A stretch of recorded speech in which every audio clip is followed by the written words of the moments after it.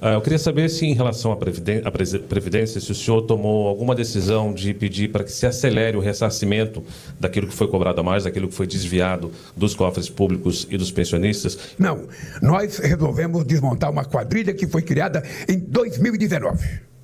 É importante saber, uma quadrilha que foi criada em 2019. E vocês sabem quem governava o Brasil em 2019. Vocês sabem quem era ministro da Previdência em 2019. Vocês sabem quem era chefe da Casa Civil em 2019. A gente poderia ter feito um show de pirotecnia. Mas a gente não quer uma manchete de jornal. A gente quer apurar. Devolver ou não vai depender de você constatar a quantidade de pessoas que foi enganada. A quantidade de pessoas que teve o seu nome numa lista sem que ele tivesse assinado. Porque aqueles que assinaram, sabe, autorizaram. Então, o que nós queremos, e é por isso que tem a crítica que da demora, é porque, veja, você poderia ter feito uma pirotecnia, sabe, e não ter apurado. Como a gente quer apurar com muita seriedade, tanto a CGU como a Polícia Federal foram a fundo na exploração para chegar no coração da quadrilha. Se tivesse feito um carnaval há um ano atrás, possivelmente tivesse parado no carnaval. Como acontece em todas as denúncias. Você faz um show de pirotecnia numa semana, na outra semana sai da pirotecnia e esquece. A gente quer apurar e aquelas entidades que roubaram vão ter seus bens, sabe? Vão ter seus bens congelados. Nós vamos, desses bens, sabe, repatriar o dinheiro para que a gente possa pagar as pessoas. Ora, se a gente não tiver competência de retirar o dinheiro das entidades, obviamente que é importante dizer, e precisa só ter cuidado, não foi dinheiro dos cofres públicos. Foi dinheiro do salário dos aposentados. O que eu acho mais grave. Não foi dinheiro dos cofres públicos. Esse dinheiro estava no bolso do aposentado quando alguém pediu para descontar do salário dele. Então o crime foi um assalto a aposentados, aposentadas e pensionistas desse país. Eles não foram no cofre do INSS, eles foram no bolso do povo. É isso que nos deixa mais revoltados. E é por isso que nós vamos a fundo para saber quem é quem nesse jogo. E se tinha alguém do governo passado envolvido nisso. É isso que nós vamos fazer. E eu não tenho pressa. O que eu quero é que a gente consiga apurar para apresentar ao povo brasileiro a verdade e somente a verdade. Porque eu não estou atrás de um show de pirotecnia. Eu estou atrás de apurar a verdade. Quem foi que assaltou o bolso dos aposentados e das pensionistas brasileiras. É sempre prazeroso quando a gente termina a viagem num país, a gente poder conversar com a imprensa brasileira para discutir alguns interesses que são interesses brasileiros e interesses geopolíticos. A primeira coisa é que eu recebi aqui ontem uma notícia que me deixou extremamente feliz, que foi os dados do IBGE sobre o crescimento da renda e a queda da desigualdade. Eu venho dizendo para vocês no Brasil de que nós plantamos muitas coisas nos 2 primeiros anos de mandato, depois do processo de reconstrução, e que 2005 seria o ano em que a gente iria começar a colher tudo aquilo que foi plantado. E essa primeira pesquisa do IBGE mostra que nós estávamos no caminho certo, na medida de combater a fome, combater a pobreza, a desigualdade e aumentar o nível de renda do povo brasileiro. Todos os indicadores são extremamente positivos do ponto de vista da escalada de conquistas sociais no Brasil. Isso é muito bom, porque vocês sabem que eu sonho que um dia o Brasil será um país com um padrão de classe média, sabe, para todo o povo brasileiro. É esse sonho que eu carrego quando eu penso em fazer política de distribuição de renda. A segunda coisa que vocês devem estar inquietos para perguntar é a questão da Previdência Social.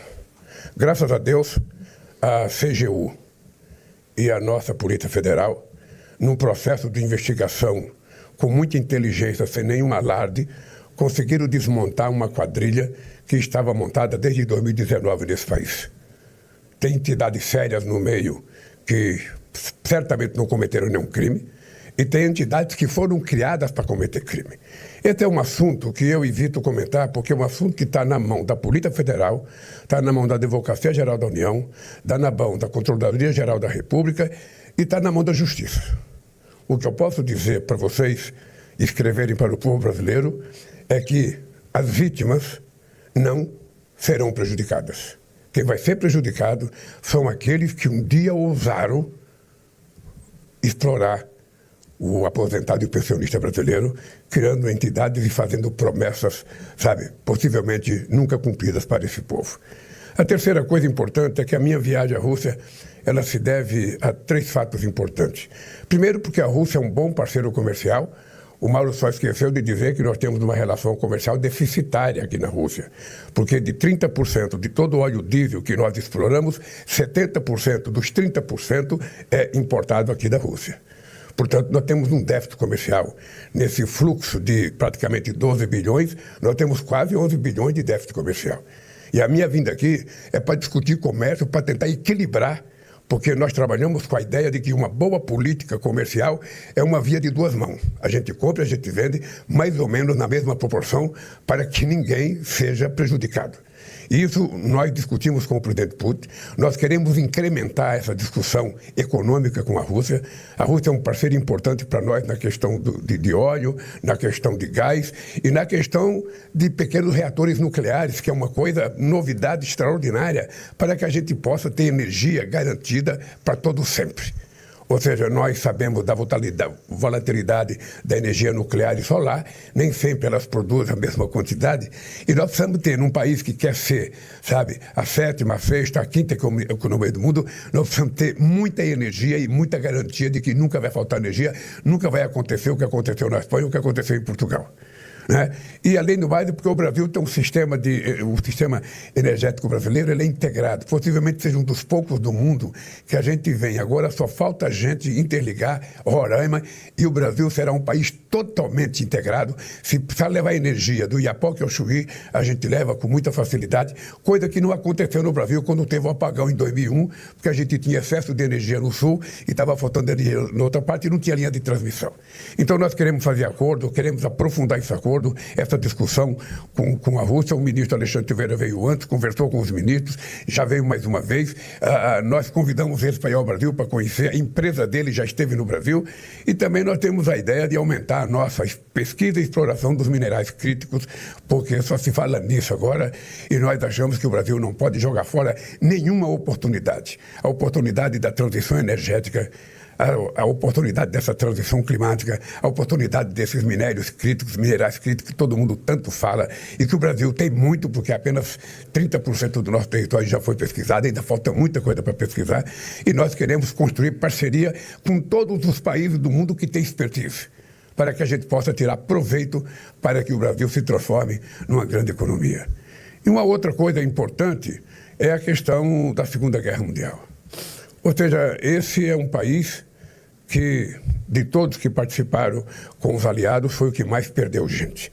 Esse país perdeu praticamente 26 milhões de pessoas. Esse país chegou um momento em que a população, a juventude, praticamente estava dizimada pela Segunda Guerra Mundial. E eu vim ver porque é uma festa muito importante.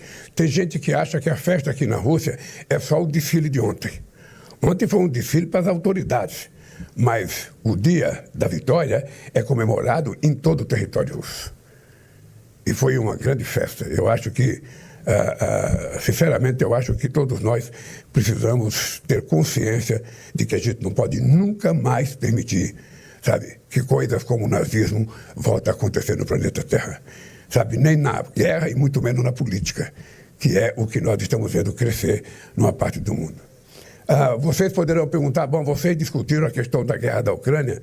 Eu discuti antes, durante e depois, porque nós dissemos ao presidente Putin aquilo que a gente vem dizendo desde que começou essa guerra. A posição do Brasil contra a ocupação territorial do outro país, sabe? O Brasil faz parte de um grupo de países que, junto com a China, criou um grupo de amigos, que são 3 países emergentes. Eu disse ao presidente Putin que nós estamos dispostos a ajudar na negociação, desde que os 2 países que se enfrentem queiram que a gente possa participar de negociação. O Brasil acha que é uma loucura ficar incentivando essa guerra, que é uma loucura, sabe? A Europa está voltando a se armar com medo de guerra, que é uma loucura. A Inglaterra está voltando a se armar, o Japão está voltando a se armar. Ou seja, nós estamos gastando trilhões de dólares com arma, quando o mundo está precisando que a gente gaste trilhões de dólares com educação, sabe? Com saúde e com comida para o povo que está passando fome. Esse mundo que a gente quer construir. Fiz questão de vir aqui para dizer que o Brasil está defendendo, sabe, o fortalecimento do multilateralismo. Não é possível sabe, que a gente não tenha aprendido uma lição com a importância do que foi o multilateralismo depois da Segunda Guerra Mundial. Ou seja, humanizou o comércio entre os países, entre as nações. Querer voltar à teoria do protecionismo não interessa a ninguém, a não ser quem propôs a ideia. Porque o que nós queremos é um comércio mais flexível, mais justo, em que a gente possa, inclusive, fazer políticas de favorecimento dos países menores, dos países mais pobres. Discutir isso também com o presidente Putin, vou discutir amanhã com o presidente Xi Jinping, e isso vai fazer parte da discussão que nós queremos fazer no nosso querido BRICS, sabe, em julho no Brasil. Por isso eu volto feliz, sabe, com o que está acontecendo no Brasil. Volto feliz com as conversas que nós estamos fazendo com os países, porque nós queremos fortalecer o processo democrático no mundo, o processo negocial no mundo. Eu tive a chance de participar praticamente numa última reunião importante do OMC em 2008, quando a gente estava a 1 milímetro de fechar a negociação comercial para o mundo, e o presidente Bush, porque tinha eleições, sabe, nos Estados Unidos, pediu para suspender as negociações. Nós paramos as negociações e nunca mais as negociações voltaram. Nunca mais os Estados Unidos lembrou de sentar no OMC para discutir. E a tentativa de fazer acordo unilateral, fazer acordo país por país, é jogar fora a essência do multilateralismo. E é por isso que nós não aceitamos isso, é por isso que nós somos contra o protecionismo e pelo fortalecimento do livre comércio. É isso. Não sei se vocês têm uma pergunta mais inteligente do que a minha. Lembrar que a minha mulher, ela veio antes de mim, ela foi fazer uma palestra sobre, sabe, a questão do combate à fome e à pobreza, sabe, a Aliança Global contra a Pobreza e a Fome na Universidade de São Petersburgo, e me trouxe a notícia, e aqui em Moscou também, e me trouxe a notícia que eu vou ser agraciado com o título de doutor honoris causa da Universidade de São Petersburgo. Uma universidade em que estudou Lenin e uma universidade em que estudou Putin. E eu vou ser doutor honoris causa. Feliz. É isso. Presidente Lula. Calma. Pô, eu achei que já estava um drone aqui caindo. Bom dia, presidente. Bom dia. Há poucos dias, cerca de 15 dias, o secretário de Defesa dos Estados Unidos apresentou ou reafirmou uma visão do presidente Trump de que os Estados Unidos precisam retomar o controle de seu quintal, disse ele, se referindo à América Latina, América Central e América do Sul. Quer saber qual é a sua avaliação dessa ideia que tem o governo Trump de que a América Latina é quintal dos Estados Unidos? Olha, eu não diria o governo Trump. Eu diria que há muito tempo, muita gente pensou que o Brasil era o quintal dos Estados Unidos. E o Brasil não é quintal, o Brasil é um país livre e soberano, com interesses soberanos do seu povo, e que a gente quer tratar com muito respeito os Estados Unidos, porque temos 200 anos de relações diplomáticas e queremos ser tratados com muito respeito. O Brasil não quer ser melhor do que ninguém, mas o Brasil não aceita ser pior do que ninguém. O Brasil, no mínimo, quer ser tratado em igualdade de condições. Então, o Brasil quer ser tratado com muito respeito. Sabe? Nós temos um país muito grande, um país com 213 milhões de habitantes, um país com um povo muito generoso, mas um país com um povo que ama o seu país. Portanto, o Brasil não será quintal de ninguém, de nenhum país, de nenhum continente. O Brasil será quintal do Brasil. Um país livre e soberano. Presidente, uma questão importante relacionada ao evento aqui. O senhor falou várias vezes da importância do evento, 80 anos, da lembrança da guerra. Mas para muitos países europeus, e não só para a imprensa europeia, isso aqui foi uma peça de propaganda política do Vladimir Putin. O senhor acha que o senhor contesta essa afirmação e não há um custo de imagem diplomático e de imagem pessoal, até que o senhor se coloca e se dispõe a ser um negociador em relação à Ucrânia. E muita gente diz que essa participação no evento o descredenciaria como negociador justamente por estar muito voltado para um lado. Eu acho que seria muito mais fácil as pessoas terem um pensamento positivo do que um pensamento negativo. A Europa deveria estar festejando o dia de ontem. Porque quem estava em guerra era a Europa. A França deveria estar festejando. A Alemanha deveria estar festejando o dia de ontem, porque graças ao que aconteceu em 1945, o nazismo que estava tomando conta da Alemanha foi derrotado. A Europa inteira deveria estar fazendo festa ontem. O dia da vitória contra o nazismo. Ou seja, eu não vejo qual é a crítica que se possa fazer, sabe, de um país que perdeu 26 milhões de jovens. Fazer a comemoração que foi feita. Eu não vejo porque, sabe, eu acho que o Brasil fez. E acho que a Itália vai fazer. Eu acho que é importante fazer, olha, exploração política. Se tudo for exploração política, você não pode fazer nada. A posição do Brasil, ela é muito, mas muito, muito sólida.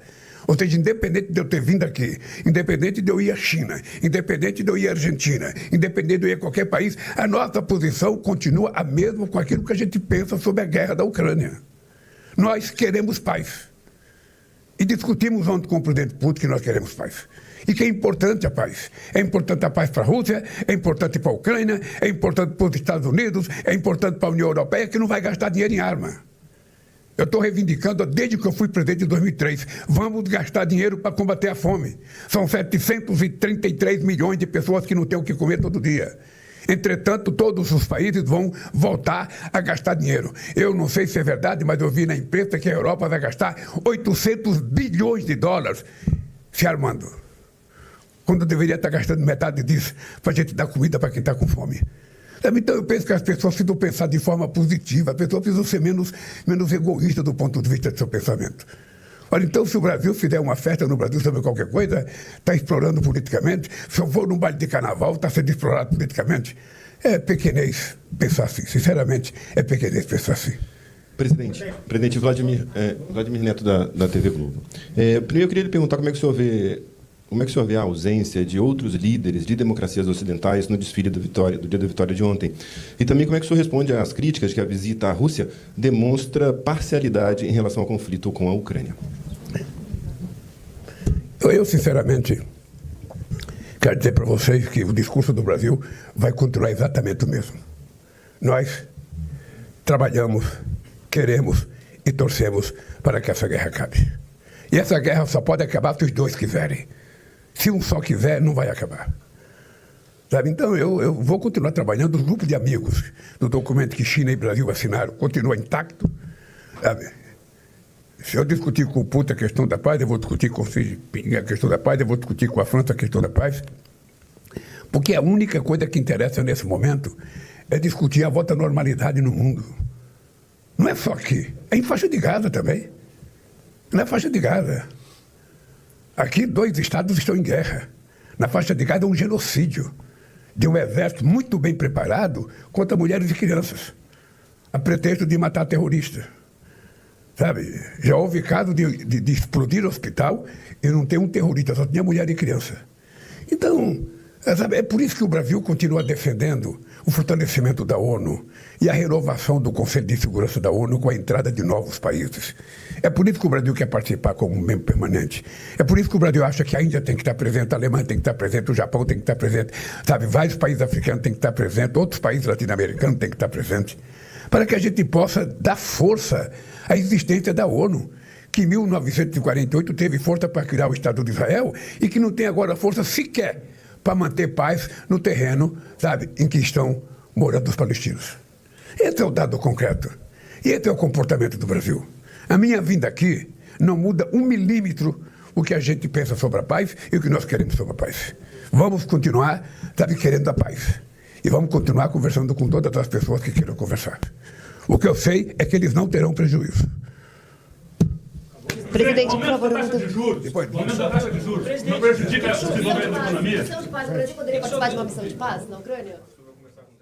Aqui eu obedeço a ordem. Uma do cerimonial, outra da segurança e outra da assessoria. De quem que é? Muito bem.